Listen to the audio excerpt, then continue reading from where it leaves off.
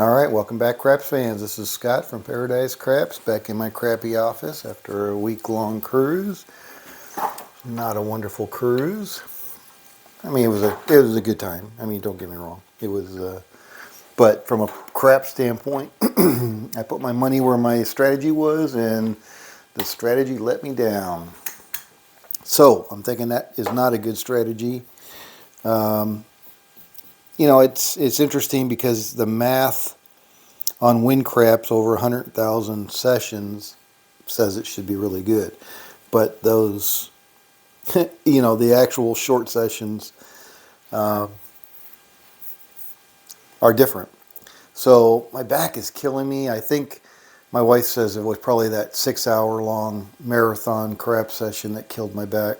But it basically killed me for the rest of the week. And I didn't feel it at the time. After the 6 hours, I thought I felt okay. But I can tell just playing on my practice rig here that, I get fatigued. So it must have been the adrenaline or whatever was enough to offset the pain I was feeling at the table, but then it just wiped me out. Excuse me, for the next few days. So kind of ruined the back end of my trip. Anyway, so the come out sevens, I just have to hedge those. I can't not hedge those because they are just too frequent. All right, so there's 20 and 5. All right, so we're gonna have to hedge those. I'm still only looking for 5 units. All right, I guess I should. I'm gonna take a picture of my board and then I'll clear it because that 60 sessions, as far as I'm concerned, wasn't really good enough. I got whacked on the table. I never could get to a positive outcome. All right, so I think I'm just going to do a $25 DP, $50 lay 4. If I get hit on the 4, I'll do max odds. If I get on the 10, I'll do $50. So that's 150 or 50 on the 10. Otherwise, it's just going to play it out and see how we do as far as the math. All right, so that lay is down. Here we go. And I think that's it. 639, 12. Oh, excuse me. Ooh, wow. What's going on over here? Crap on the table.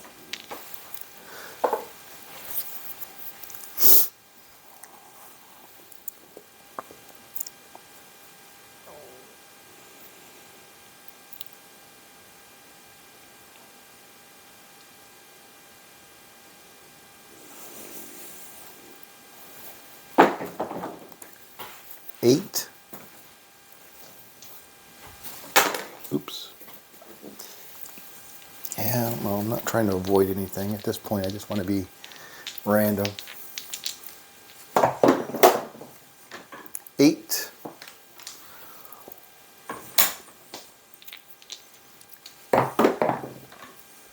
5.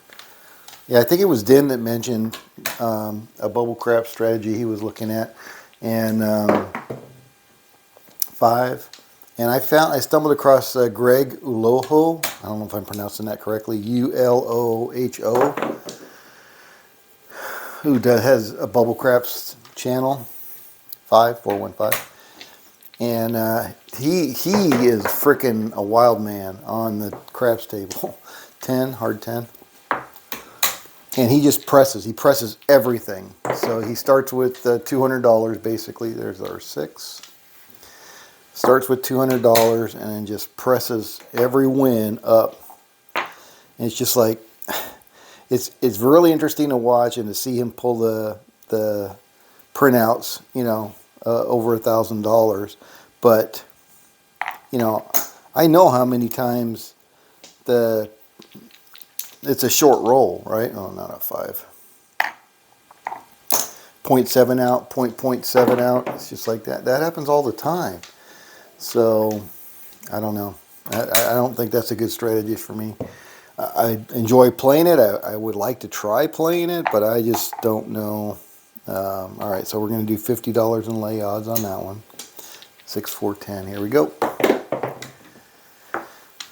Boxcars.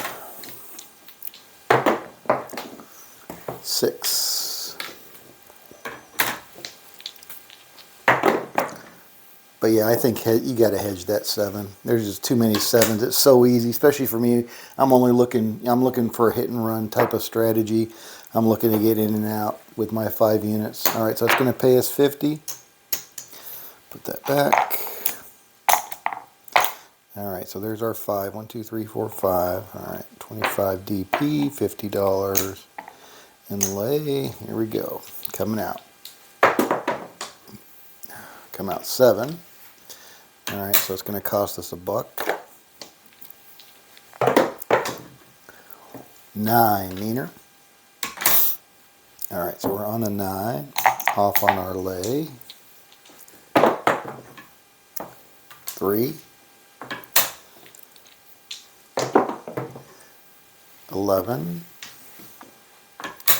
I think you have to hedge that.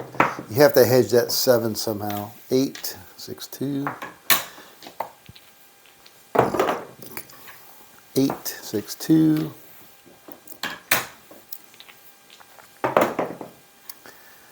4, 2, 6. 10 down at the end.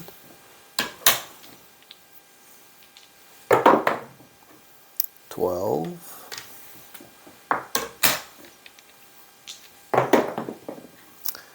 8.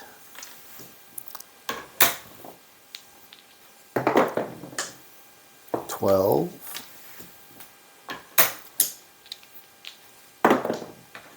I mean, there are several rolls like this one, 11, except these not a lot of box numbers on this one, but you know, where you can make a decent amount of coin, 5, 2, 7 out, you know, playing the box numbers and pressing. And, you know, and David from CEG, that's what he says, you know, you need to press, you know, to make opportunities. And I agree. I mean, if you really want to make money, you know, pressing them up is the way to do it. I'm just so scared of the 11, come out 11. That 7, you know, that every roll I'd be like, okay, am I going to take it down? Am I going to take it down? 8. All right. 11. And I don't, you know, again, like I said, we don't need to hedge the come out 11s because there's enough 2s and 3s to more than compensate for that. 7 out. All right, back out on our lay. Coming out. So far we've had 2 come out 7s now. I was going to say 1, now we have 2, so it's going to cost us $1. And then we got a 10, 64. Point is 10. So we haven't got knocked off our 4 yet. $50 in lay odds. Here we go. 5.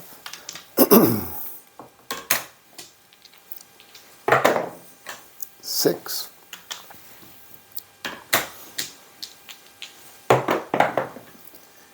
6. And I don't know. I don't know if getting knocked off the 4, going with max odds. 8. I mean, I'm basically just hoping that probability of the 7 does better than the, you know, the 4. 10, 6, 4, 10. All right, so that time we lost it. Back out on our DP, $50. Lay 4. 5, fever. So it's like maybe rather than being a robot, you got to play the probabilities. Like here, do $75 in lay odds. Pays 50. 8. I mean, I wouldn't do anything on the 6 and 8, but the 5 and 9, yeah. 8. But I only have a $500 bankroll, so I have to be careful. You know, I can't. And there's the 5. You know, I can't go too heavy because I'll just end up torching my bankroll. So we lost 100 on that one. I don't know. I'm not sure. Not sure. 8. I mean, we can just lay a number. I've certainly done that. There's a lay 4 for 100, $2 vig. Here we go. We got a 3.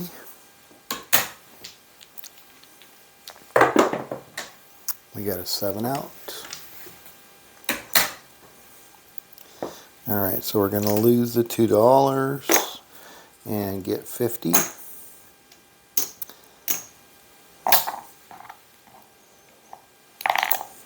Okay. $50 lay 4 coming out. 5 again. On the 5, off on our lay. Try $75 again. Here we go. 12.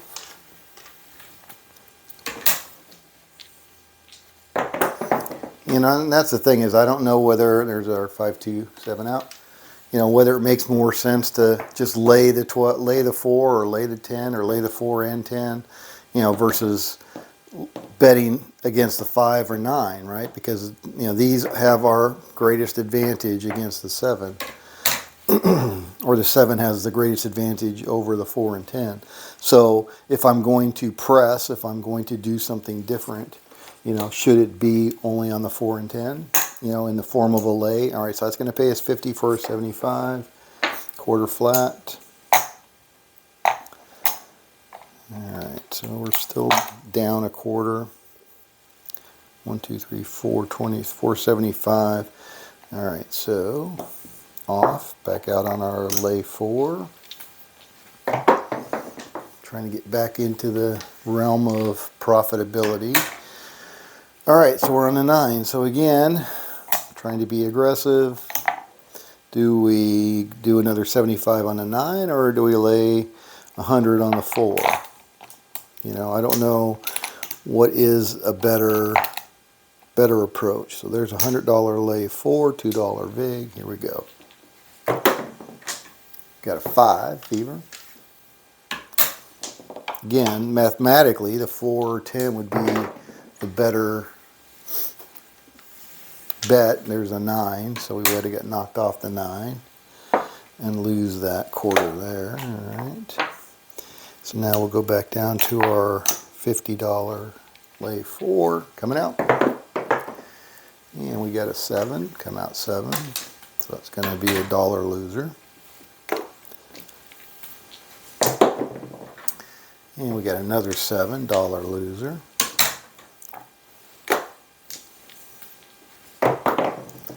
And we got an 8, 62.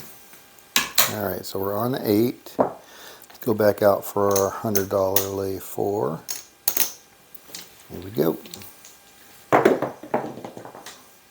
5 fever.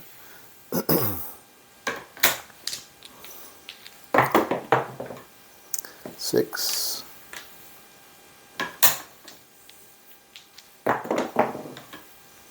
5.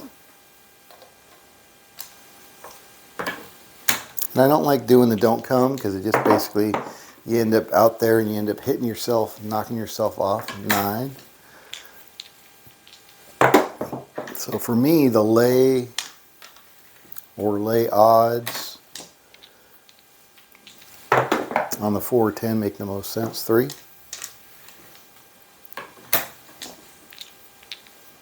But without an unlimited bankroll, you know, you got to pick your spots, I guess. 6. 6. But I'm only looking for, like I said, I'm looking for 5 units. 6. So do I take more risk when I'm down below my initial starting bankroll? 8, 5, 3, 8. All right. So that's going to be a loser. Back out on our DP. Take this down to $50.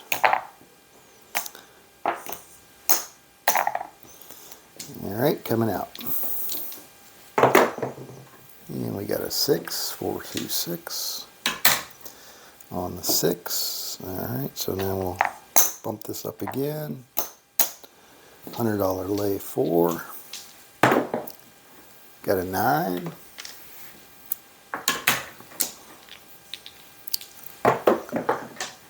Got a 10. Yeah, again, I just don't think the way I was doing it was the right way for the short game. 516 point hit. All right, back out for a quarter. $50 lay 4. Here we go. Coming out. 8. 8, but you can't really play on the dark side like you can on the light side. I mean, I guess you could just keep bumping them up, but you're not winning anything to bump them up, so you're just bumping them up with your own money. 5. So 7 out. You know, each roll you're getting one roll closer to a potential 7.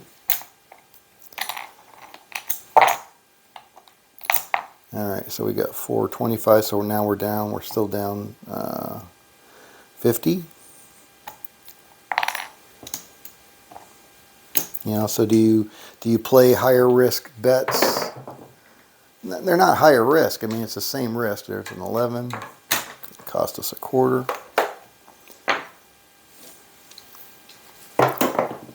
But by playing them more often, all right, so now we got hit on the 4. So it's going to knock that off. So now I go out for a 150 and lay odds. Pays 75. So we got knocked off on our 50. Yeah, it was a 5. 6. Down to 200 in our rack. 2 craps.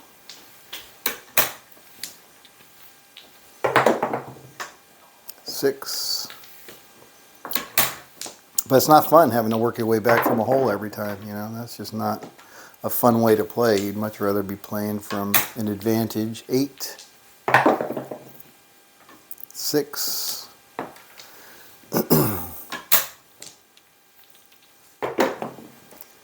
9. I mean, and Greg Uloho 9 said the same thing that everybody says. You have to have enough bankroll, you know, to be able to ride out the losing hands. That was a 5. So that you're available to play the longer hands, right? 4, 2, 6. 6, hard 6. You know, so he puts $200 in a machine, and you know, is hoping for a long roll. 415. If he gets whacked, he just puts another $200 in the machine. You know, but then several videos, you know, he's like, all right, well, I lost $800 over here. You know, now I'm playing over here, and obviously he was winning on that one, but you know, so 516. You know, he made a statement that, you know, he brings $1,000 and he may lose, you know, he may have 3 winning sessions out of that. But if he's putting in $200 a pop, I think, you know, that was when he was saying he was playing $100 a pop, and that's an 8. You know, $200 a pop, no way. But 6, 4, 10. But the $200 seems to be the way he plays more often than $100. 12. So I don't know. Maybe I need to embrace the light side. 5, 4, 9. Even though the math is better for the dark side. 9 again. I mean, look at this roll. How many box numbers have we hit? Bunch of box numbers, right? So if we were on box numbers, and even if we were pressing, collecting, or collecting and pressing 628, you know, we'd still be doing all right. We'd be making money. 7 out. So not sure. Not sure. I'm really just not sure. I'm really kind of dejected with how. And you know, I just don't understand. What I really don't understand is why we didn't see it here. Or was I deluding myself, and most of those sessions required some type of recovery in order to be successful, to get my, you know, 5 or 6 units as I did. So I'm not sure. I haven't gone back and really given them a hard look to each one of those sessions to see, you know, 1, 2, 3, 4, 450, 475. All right, out 4. $50 lay 4, still behind. There's a 4 again. All right, so we're going to get knocked off that lay. We'll go back out for 150, max odds. And here we go, let's see. And there's a back-to-back 4. All right, so we're off the 4. We're going to lose 175 on that one. So now what do? How do I get that back? So I'm going to do $51 here just to start out. And we're on the 10, 64. All right, so we're on the 10. Again, we're going to go max odds, but that's only going to get us $100 back. All right, so there's 150. 150 max odds. That leaves me 75, $80. So we can lay 80 on the 10. All right, and that's going to cost us $2. All right, because it's going to pay us 40. Here we go. 3 craps.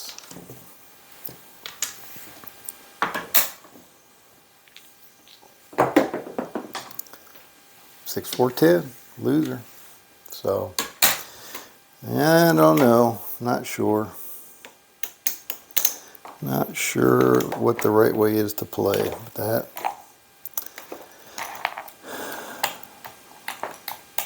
Anyway, back at the table, thinking about craps, thinking about how to play. Have to see what comes out of the contemplation.